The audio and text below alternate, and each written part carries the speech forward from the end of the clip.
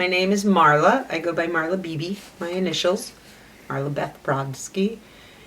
And I live in Western Massachusetts. I'm originally from outside Philadelphia. Currently this winter I'm living in Two Rivers, Alaska with 18 members of my Alaskan Husky sled dog team. I am the type of individual and woman that makes my dreams reality. That is my MO. That is something that I am modeling for my 15-year-old daughter. And she has made it clear, Mama, you're not a quitter. And she said, I knew you'd finish. And the goal was to finish with all 12 of my dogs on the line. And I did. So I am so proud of them and me. So my reason for doing this is I always wanted to bring my team back to Alaska to train and race. And this was the year that I could make that dream a reality.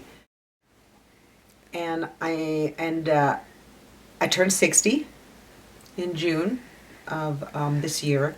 And so I'm really going for everything that I want to do now is the time while I still can.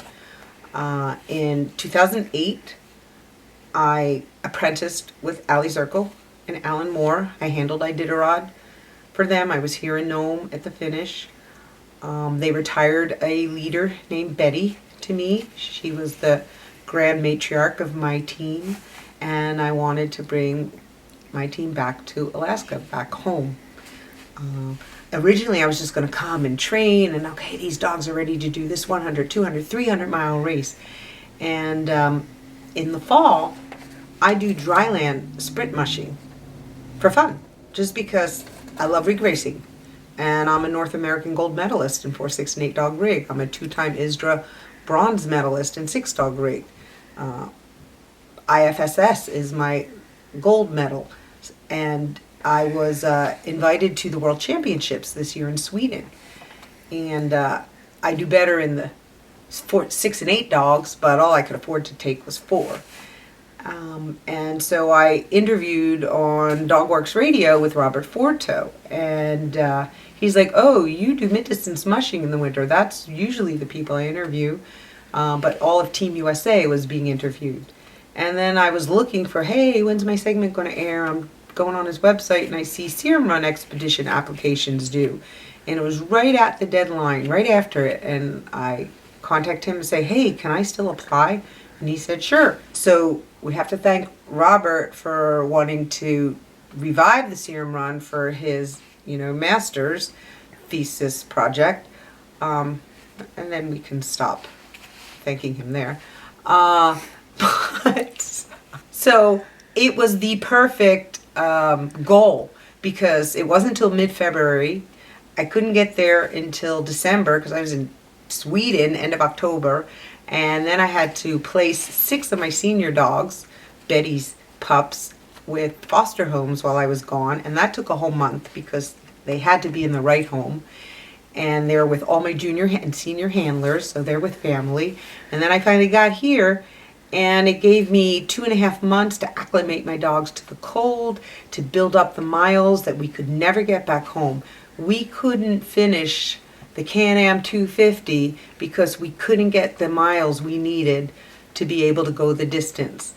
I can't get past 25 miles on an ATV in southern New England, western Massachusetts, and 18 miles on a sled. And I would go to northern Minnesota for 2 winters and Canada, southern Canada, for the month of January, and get on a sled and get the miles. And then I'd come home the last few winters to mud season every month. And to go from conditioning on a sled to a foot of mud on an ATV, it just messes with the dogs. Whole different set of muscles. So I could not get the training they needed.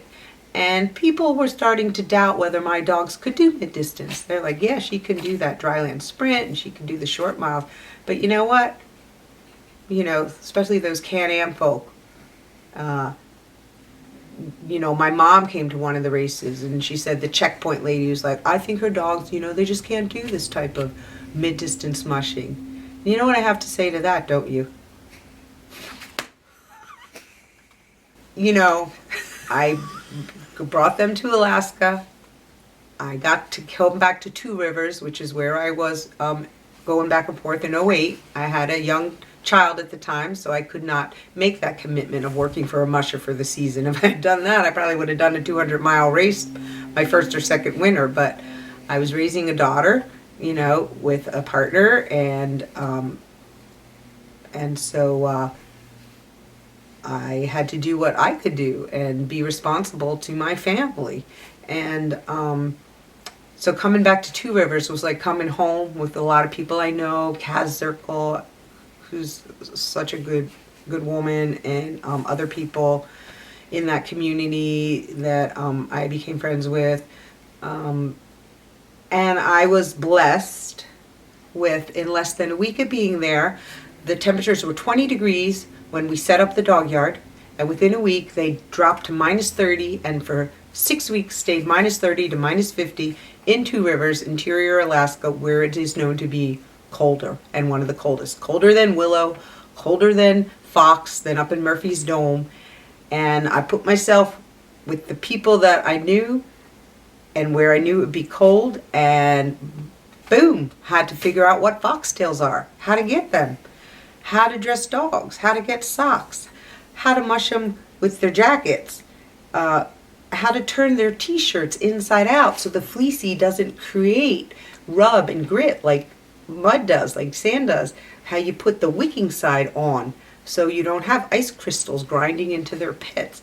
I learned so much about how to take care of dogs in extreme cold. So by the time the expedition came around, I was ready. There was one morning, it was a Sunday, and I would try to have coffee with Allie once a week, and she was saying, hey Marla, it's minus 42 here, and down by Rhines she said it's -48, and you really shouldn't mush your dogs in the -40s. They can come in and then cramp up afterwards if you don't have to, if they drop weight more. And I'm like, yeah, but I'm not racing them. I'm preparing for expedition, so I want to go do 20-25 miles, take my time in -44 to make sure we can do it, and I have the gear to do it. She loaned me her anorak that she didn't use, and I had to get beaver hat and beaver mitts. My first fear was, I can't mush in -20 degrees. I can't mush when it's colder than -20 because I didn't have the gear. Well, I started getting the gear, and so now I was able to prove to myself, you have the appropriate gear, the extreme cold weather gear, you can mush in -30, -40, and you're okay. What made the Serum Run so appealing for you? When the Serum Run came my way, I jumped on it because it seemed doable. It wasn't a race. I didn't have to do 1,000 miles in 9 days or 2 weeks. I had to do 50 miles basically every day over 18 days. And so the dogs get to rest at least as much as they're running. And everybody says they get stronger at the end. You build the team. And also we were initially, the expedition was starting with shorter legs, even though it didn't end up that way, but that was how it was set up. So it looked really, I got this. Especially because I spent 2.5 months doing 30, 40, 50-mile runs. I took the team camping in the White Mountains, realized my North Face sleeping bag was worth bupkas. Got, the Wiggies warm. I learned, I worked out the kinks because I put in the work. I did what I had to do to put myself in situations that I could be in. And so the Serum Run really seemed manageable. We can do this because we can do 50-mile runs. It's just one a day, but it's continuous. That we've never done. We have never done 750 miles. We have never done 50 miles 18 days in a row. My dogs have never camped out more than a few days in a row at a race. They have camped out for 20 days, and they're still camping out, and it's snowing right now in Nome, and we're going to get a foot of snow.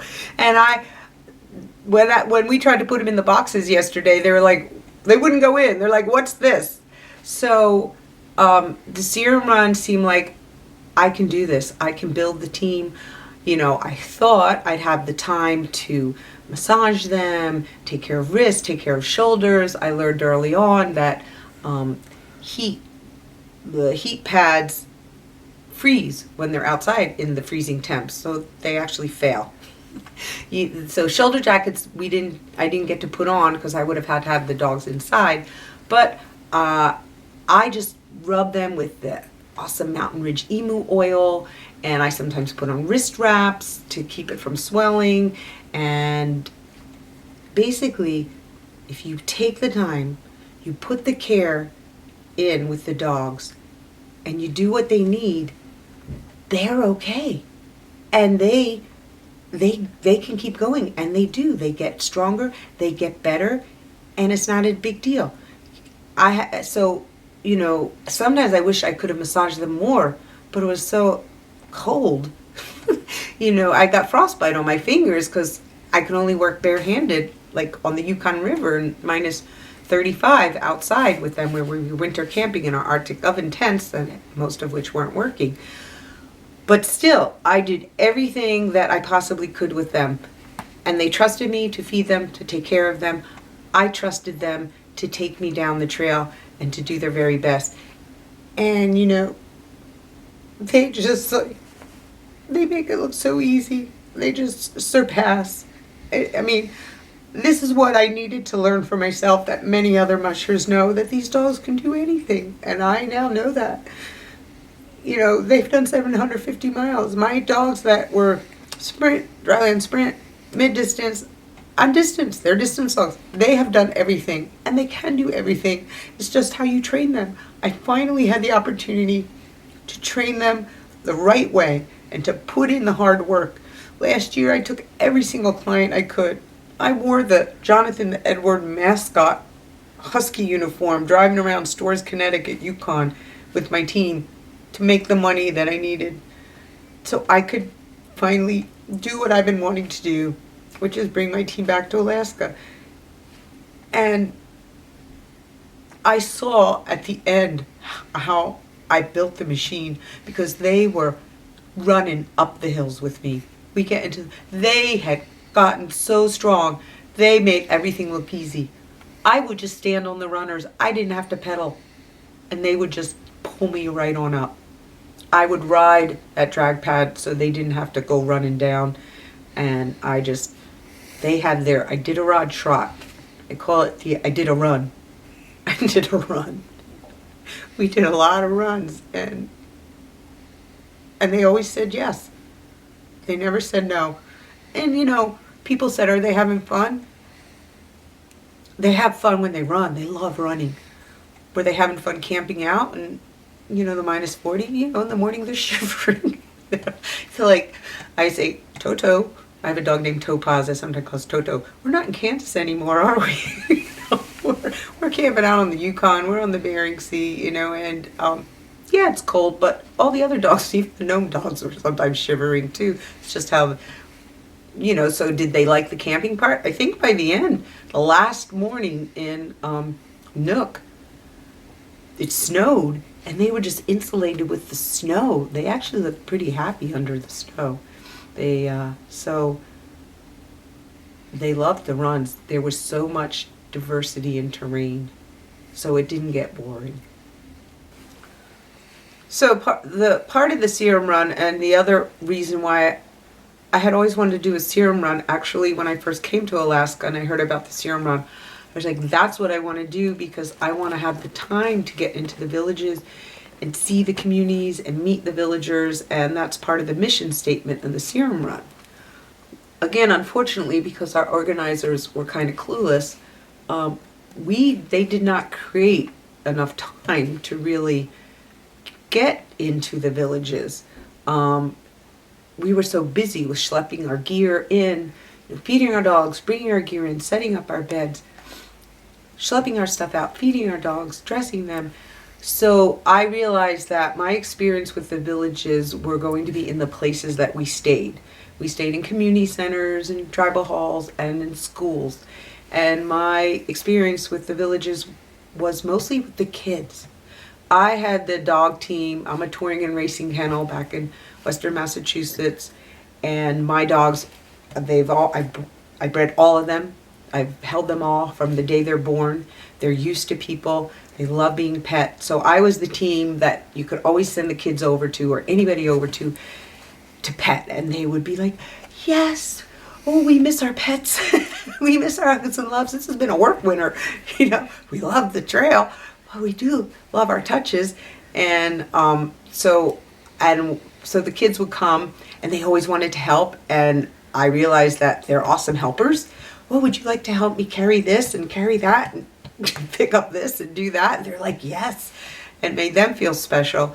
So that was what I enjoyed, was meeting the different kids along the Yukon and in the Bering Sea and in the villages. Different experiences with them. I started giving out my stickers, which they all liked. And but that was what the Serum Run also incorporates as part of their mission statement, which was another reason it appealed to me. I wish we could have had more downtime to spend a little more time with the villagers. The last night in White Mountain, at noon that day, they were having an elder lunch. They were cooking lasagna. It was in the tribal hall. And when the elders came in, they were very warm and friendly. They were like, hi, who are you? My name is, and they wanted to talk. And I asked the people in the kitchen, they said, yes, this is for elders 55 and up. I'm like, oh, I'm 60. I was hoping they said, oh, would you like some food too? Because if I could get a hot meal before I got on the sled for like 6 to 8 hours. I realized if you befriend the ladies in the kitchen, I figured that out a little bit too late at the end. You could get something hot. And I would have loved to sat down and had lunch with them, but we had to go. So, there was when the vet clinics happened where we mushers were, like in Galena, that was awesome, seeing the people in the community with their dogs. But the kids is who I connected with the most, and that makes sense because Hilltown Sled Dogs, we do the most with kids. That's our niche. Well, before I went on this, I spoke to some intuits because I had my fears. Would I be okay? The dogs be okay? We can do this. But the self-doubt, can we really do this? And at the beginning, and one of them said, this is going to be transformational for you. You're going to come back a new person. And I liked that. And because I had been doing a lot of healing work, and I, always trying to shed the stuff you want to let go of and embrace the stuff you want to keep, and keep growing as a person, as an individual, and a woman in the world, and a role model for my daughter. And so at the beginning, I was like, okay, that second day when I had 2 dogs in the crate, I was like, I have to let go of fear and embrace trust. So I was like, every day I'm going to have a mantra. I'll let go of fear and embrace trust. And then when I ended up like not getting the bed and getting the room without heat, 2 days in a row, being really cold to sleep, I was like, okay, I'm going to embrace not complaining. I'm going to let go of complaining and embrace complimenting. Start complimenting people rather than speak up about what I'm not getting, and look for the things I am getting. And then I think like shit hit the fan afterwards, and my mantra seemed to go away for a while. But and things did get more internally stressful. I'm like, okay, I feel like I'm spinning out on the things that I want to let go of, and how can I, I just had this confrontation with this person. I don't want to think about that on the trail. I want to be present in the scenery and the moment and my dogs, so I got to let it go. So I'm hopefully the transformation is still happening, and it will evolve now as I'm moving away from this.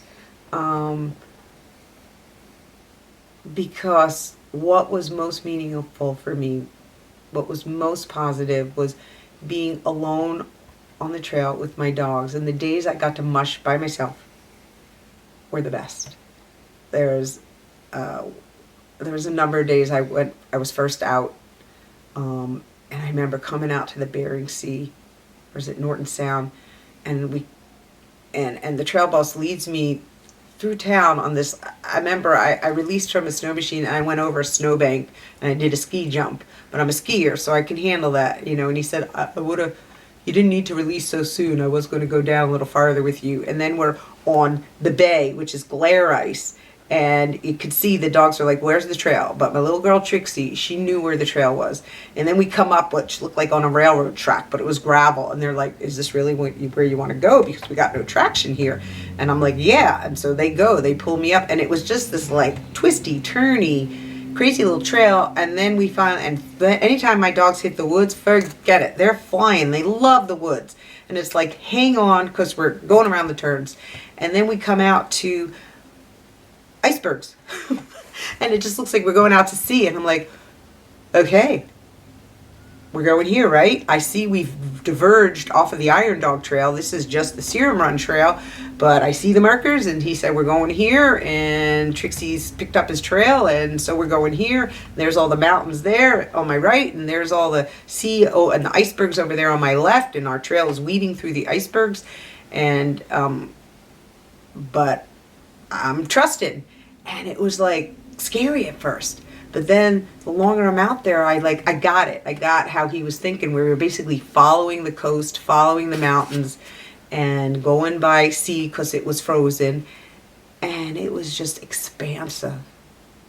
And I loved that it was challenging. You had to find the trail. And my leaders always found the trail. And knowing I could trust Trixie, my littlest dog with the biggest attitude, who gets in trouble half the time at home because she's probably bored out of her mind, and she's like, you know, when am I going to get something that I can really sink my teeth into? When am I going to get a job I am worthy of? And my handler back home, Erin, we're like, Trixie seems a little depressed. I said, yeah, because I keep putting her in the middle of the team so she doesn't cause trouble in the front of the team when we're doing like tours or whatever, you know. And I said, but now in Alaska, she's finally got a job she's worthy of. And she's going every day for miles. And she just she's relentless. And she always knew where the trail was. She never went backwards. She always went forward. She never doubted herself. She was my go-to gal. She did get me in a little bit of trouble in town when she realized that behind every house there was a dog on a long line. And she always wanted to then go visit and like, who are you? I'm Trixie and I'm at the boss. I was like, so I need to start having people kind of escort me out of town. I said, find out where the dogs are and let's keep Trixie away from them. You know, here comes, every time I'm leaving town, a loose dog comes running towards us and I got to slam on the brakes or hurry up and get by them. You know, it's like, because Trixie finds them. You know, she's on the gang line and we're at another village and the dogs run loose in that village and this black dog is running towards us and we're trying to scare it away. And next thing I know, Trixie undoes her snap and is running after the dog. It's like, what are you doing here? Who are you? I'm in charge. It's like, oh my God, thank goodness it was a male. And then she got all happy to visit. If it was a female, forget it. So, you know, so she did have her double-edged sword there, but as far as all the time on the trail was phenomenal. And you know, she's amazing. They're amazing. They can do. I knew that I could trust her. We're on the Yukon River and it's at night and the winds are blowing. There's no more trail and it's drift. And some dogs get scared of the wind or when they can't see the trail. And you say, yep, let's go. And she's just like, do, do, do, do, do, do, do, do. She's like, yep, I got you, Mom. We're going. I can't say there's one defining moment for me at this time. There were just a lot of moments on the trail with my dogs. There were multiple moments when the dogs taught me what they can do. And it was like the moment at night on the river in the wind. It was, I might be sore one day, but now I'm not. And I would associate, ooh, I just did a really hard Taekwondo workout. Yeah, I'm stiff the next day. Sometimes it's hard walking down the stairs, but once I start jumping and kicking, I'm good again. So I would kind of at the beginning relate to how I might feel after a hard workout, but it doesn't mean I'm hurt. Just me. And so I learned how the dogs, yeah, I watch them literally get up a little stiff, shake it off, start lubricating, start working. I always, started them slow, and then you'd see them just kind of relax. Something I tried to do every day is I always would put circle of protection around us. I always thank all of my spirits and universe and forces and ask them to keep us safe and sound and healthy, whole and happy all the way to Nome and back home. And I would put that circle of protection around us every day, every mush. And I would send green healing energy to them for their bodies, and I would send blue healing energy just for them to relax and be calm. And then I would send the white light. To me, I always call them my beings of bright white light, and just that universal force that they have, that bright radiant light. And so I always would do that. That was another way that I would spiritually support them. And I would include me in that too, because my circle was actually a heart that would be drawn in front of the nose of the leaders and go all the way back to the tail of the sled and end up in the point. And then I would expand it into the dogs that are still back in the yard and home, and like layers of a larger heart. And then I would always invoke my Malamute lightning, and I would put my team inside her ethereal body and see her actually running us down the trail, because knowing she'll always protect us. And that always made me feel safe. So that was my personal thing that I always did. And but as far as the different terrain we mushed on, different days had different levels of excitement. Some days that was so much fun. And I do know that the day that we were leading, because some of the other teams were having their own stuff going on, and we come to this hill and it's in the woods, and they just literally ran up the hill. And I'm like, this is what it feels like to see a team just grow and come together and get so strong and so in sync that they could just keep on going and do anything. This is what it feels like. And this is me and my team. We can do anything. And those people who thought we couldn't, oh, did you have this many miles on you before you started this? It's like every individual, every team is different. I knew what I was doing, and I did the work. And we 100% succeeded. All 12 dogs on the line the whole time. And I didn't get hurt either.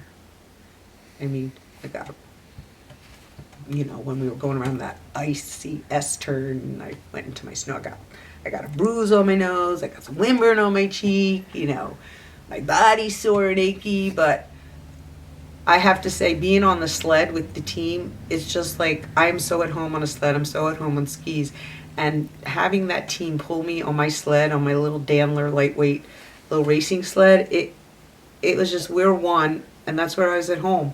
I was like, wow, what's it going to feel like when we're not doing this every day? Because I put so many hours on the sled, on the runners, and it's home for me, and it's natural. And that's one of the reasons I love mushing. I love doing it with my dogs.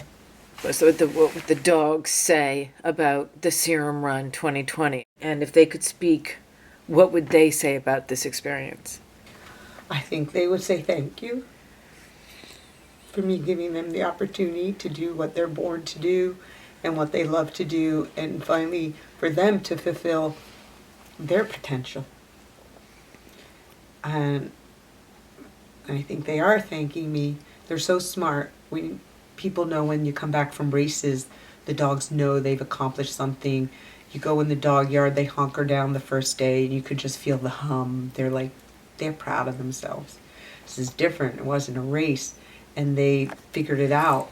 We're traveling with other dogs in the dog yard. The dog yard, the teams became one. Yesterday, they realized we weren't going at our own pace. We were following one musher after the other. It was a different day. They took their harnesses off. They realized, wow, we're not running anymore. They love the diversity on the trail, the wide open, then the twisty turny technical, which is kind of my favorite, and theirs too. And the wind. When we climbed Cape Nome yesterday, and it was windy, and for a little bit it was a whiteout. They love the wind. I love the wind. I said, we love the wind. They're like, yeah, we love the wind. Let's go into the wind. And their little dogs leading, they just go right under the wind. So, they feel what I feel. And, when there was internal tension, I would try to okay, because mushers know the dogs can feel that. So you want to try to dissipate that.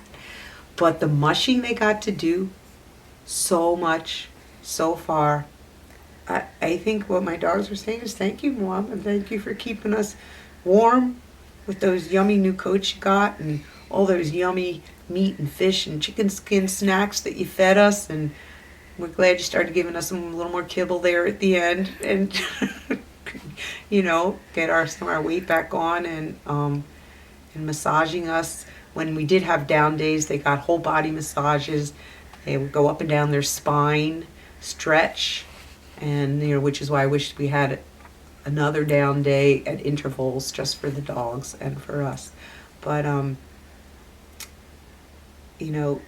they're safe, and they're sound, and they're healthy, and I took care of them, and they showed me what we're capable of. They taught me, and so I say thank you to them.